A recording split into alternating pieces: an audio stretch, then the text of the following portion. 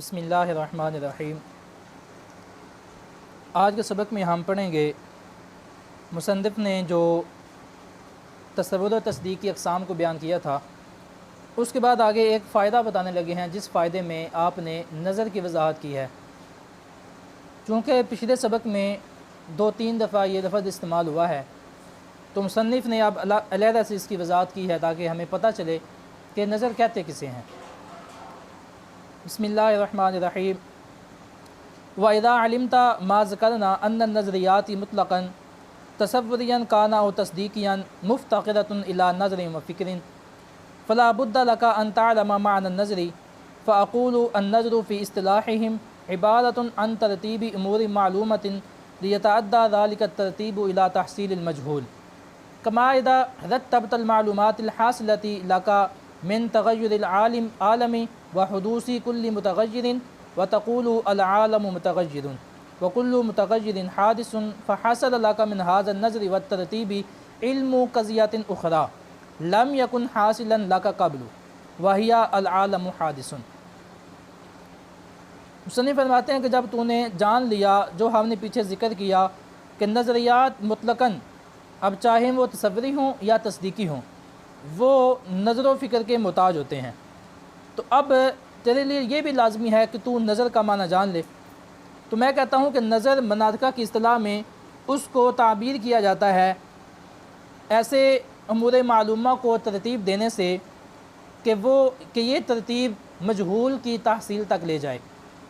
جیسے کہ تو جب ترتیب دے ان معلومات کو جو تجھے حاصل ہوئی ہیں عالم کے متغیر ہونے سے اور ہر متغیر کے حادث ہونے سے، اور تو یہ کہے کہ عالم متغیر ہے، ہر متغیر حادث ہوتی ہے، بس تجھے اس نظر اور ترتیب سے ایک دوسرے قضیے کا علم حاصل ہو جائے گا جو تجھے پہلے حاصل نہیں تھا، اور وہ کیا ہے؟ عالم حادث ہے۔ جی، اب اس سبق میں مصنف نے یہ بیان کیا ہے کہ نظریات، جیسے کہ پیچھے ہم پڑھ چکے ہیں کہ تصور نظری اور تصدیق نظری، یہ کہتے ہیں کہ چاہے جو بھی ہو، تصدیقی ہو یا تصوری ہو، دونوں حالتوں میں اس میں نظر و فکر کی محتاجگی لازمی ہوتی ہے۔ یعنی ایسا نہیں ہوتا کہ یہ چیز ہمیں خود بخود یا بنا سوچے سمجھے، بنا تفکر کے ہمیں یہ خود ہی حاصل ہو جائے، بلکہ ان کے حصول کے لیے ہمیں نظر و فکر کی حاجت لازمی پڑے گی۔ تو آگے مصنف کہتے ہیں کہ آپ کو یہ بھی جان لینا چاہیے کہ نظر کہتے کسے ہیں۔ تو نظر ہوتی ہے کہ چند ایسے امور کو ترتیب دینا اس انداز سے کہ وہ چیز ہمیں ایک مجہول کی تحصیل تک لے جائے۔ مطلب یہ ہوا کہ ہمیں ایک دو قضیے کا پہلے سے علم ہے، اب ہم ان دونوں قضیوں کو اس انداز سے آپس میں ملائیں گے، اس انداز سے دونوں کو رکھیں گے کہ ہمیں ایک مجہول چیز کا علم حاصل ہو جائے۔ جیسے انہوں نے آگے مثال بھی دی ہے کہ آپ کو یہ پتہ ہے کہ عالم متغیر ہے، یعنی عالم جو ہے، دنیا جو ہے، اس میں تبدیلیاں آتی ہیں، جو بھی چیز اس کیفیت کے ساتھ متصف ہونا وہ حادث ہوتی ہے، جو بھی چیز متغیر ہوگی وہ حادث ہوتی ہے۔ مطلب یہ کہ وہ بعد میں آئی ہے، پہلے چلی جائے گی، اس کو فنا ہے، وہ فنا ہو جائے گی، وہ ہمیشہ سے نہ ہمیشہ سے ہے نہ ہمیشہ تک باقی رہے گی، وہ قدیم نہیں ہے، مطلب حادث ہے۔ اب ان دو قضیوں کو ملانے سے جو کہ ہمیں پہلے سے معلوم تھے، ہمیں ایک نئی چیز معلوم ہو گئی، ہمیں ایک نتیجہ ہم نے نکال لیا، وہ کیا؟ کہ عالم حادث ہے۔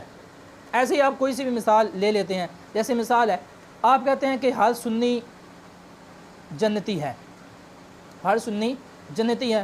ہم سب کو پتہ ہے کہ انشاءاللہ جو بھی سنی ہے وہ تمام کے تمام جنت میں جائیں گے۔ اب آپ ایک قضیہ آپ کو یہ معلوم ہے، آگے آپ ایک قضیہ مزید بناتے ہیں کہ جو بھی ہر سنی یا آپ یہ کہہ لیں کہ ہر سنی مومن ہے، ہر سنی مومن ہے، اور جو بھی مومن ہوگا وہ جنت میں جائے گا، یا تمام مومن جنت میں جائیں گے۔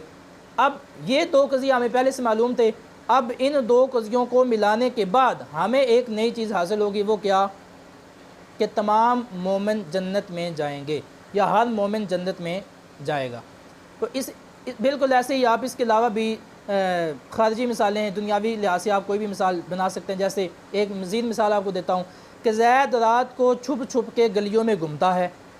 اب آپ کو پتہ ہے، آپ نے زید کو دیکھا کہ وہ چھپ چھپ کے گلیوں میں گھومتا ہے۔ اب آپ نے اگلا قضیہ کیا بنایا کہ جو بھی رات کو چھپ چھپ کے گلیوں میں گھومتا ہے وہ چور ہوتا ہے۔ دونوں قضیوں کا آپ کو پتہ تھا۔ اب جب آپ نے ان دونوں قضیوں کو ملایا تو آپ کو ایک نتیجہ حاصل ہو گیا کہ زید چور ہے۔ ایسے ہی آپ اس کے علاوہ بہت سی مثالیں بنا سکتے ہیں۔ تو اس سبق میں مصنف نظر کی ہمیں تعریف بتا کے یہی بتانا چاہتے ہیں کہ چند ایسے امور جو آپ کو پہلے سے معلوم ہے ان کو اس انداز سے آپس میں ملا دینا، اس انداز سے آپس میں ترتیب دے دینا کہ ہمیں وہ دونوں قضیے ایک مجہول چیز تک پہنچا دے، اس کو کہتے ہیں نظر۔ تو یہی مثال مصنف نے یہاں پہ جو ہے وہ عالم کے حادث ہونے کے متعلق بیان کی ہے کہ عالم متغیر ہے، جو بھی چیز جو ہے وہ متغیر ہوتی ہے وہ حادث ہوتی ہے۔ تو اس نظر سے کہتے ہیں ان قضیوں کو ملانے سے ہمیں ایک نئی چیز کا علم حاصل ہو گیا، ایک نتیجہ ہمیں مل گیا، وہ کیا ہے کہ عالم حادث ہے۔ تو آج کے سبق میں جو ہے وہ یہی تھا۔ کل کے سبق میں انشاءاللہ عز و جل ہم اس کے بعد جو مصنف نے وضاحت بیان کی ہے وہ یہ بیان کی ہے کہ منطق کی حاجت کیوں پیش آئی، منطق کا جاننا کیوں لازم ہے، تو وہ لباس ہم انشاءاللہ کل پڑھیں گے۔ اللہ تعالیٰ سے دعا ہے کہ ہمیں کتاب کو اچھے انداز سے سمجھنے کی توفیق عطا فرمائے۔